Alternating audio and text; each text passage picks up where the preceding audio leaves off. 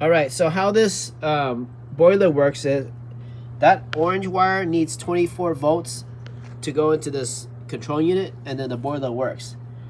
So my black is on the yellow wire, which is ground, and that orange wire is going to my meter at voltage at AC.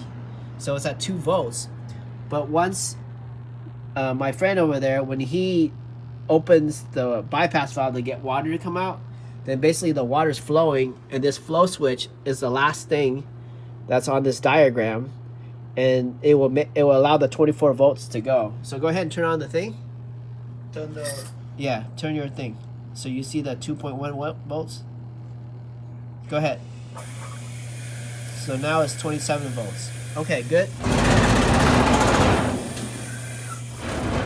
So basically the 24 volts is coming in the blue wire, and it comes into this wire right here.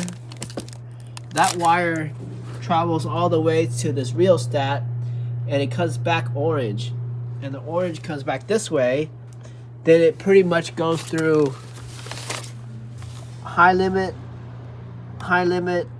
pressure, dual stat, which is another unit inside, and then it comes out to the flow switch, which is right here. And so if I give 24 volts directly to here, it should run. All right.